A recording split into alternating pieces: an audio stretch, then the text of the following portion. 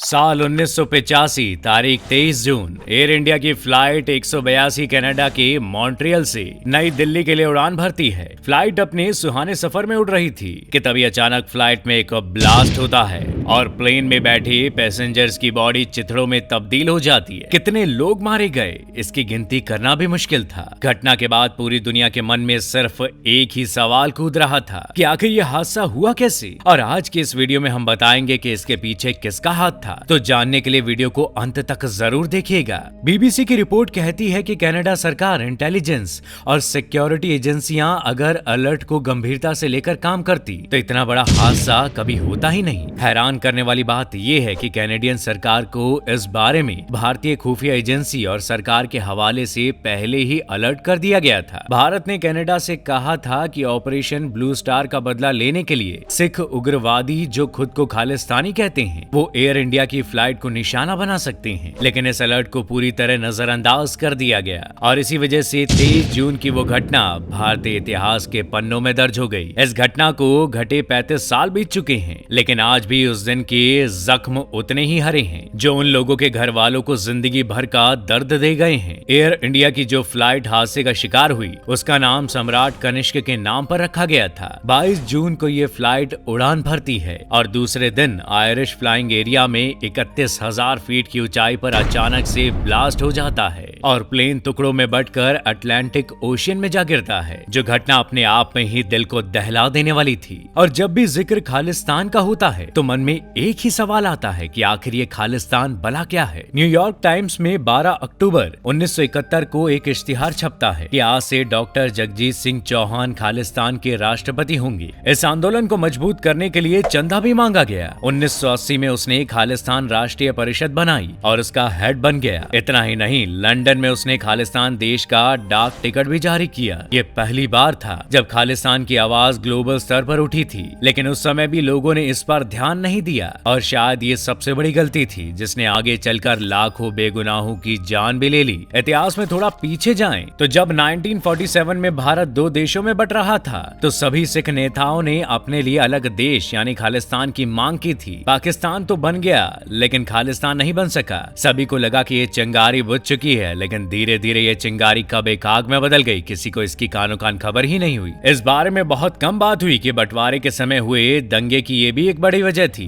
खालिस्तान का नाम कहीं ना कहीं सुनने को मिल ही जाता था, लेकिन 80 के दशक में ये आंदोलन परवान चढ़ने लगा था और अब जो होने वाला था उसके बारे में किसी को कोई अंदाजा तक नहीं था। विदेशों में रहने वाले सिख समुदाय के कई लोगों से इसे फाइनेंशियल और मॉरल सपोर्ट मिल रहा था। इसी समय में पंजाब के जर्नैल सिंह भिंडरनवाला खालिस्तान के सबसे मजबूत नेता के रूप में उभरे। ये वही नेता था जिसने स्वर्ण मंदिर में अटैक की पूरी प्लानिंग की थी और हरमिंदर साहिब में खालिस्तानी आतंकवादियों के साथ कब्जा कर लिया था। लेकिन साल 1984 में भारत सरकार ने ऑपरेशन ब्लू स्टार को अंजाम देकर स्वर्ण मंदिर को खालिस्तानियों से मुक्त कराया था, जिसमें भिंडरवाला मारा गया था। इसी का बदला लेने के लिए खालिस्तानी आंदोलन से जुड़े छोटे बड़े संगठन ने एयर इंडिया की फ्लाइट में ब्लास्ट करने का प्लान बनाया और 23 जून 1985 को एक सिख राष्ट्रवादी मनजीत सिंह ने एयर इंडिया फ्लाइट में लगेज के जरिए बम पहुंचा दिया और खुद वहां से चुपचाप निकल गया।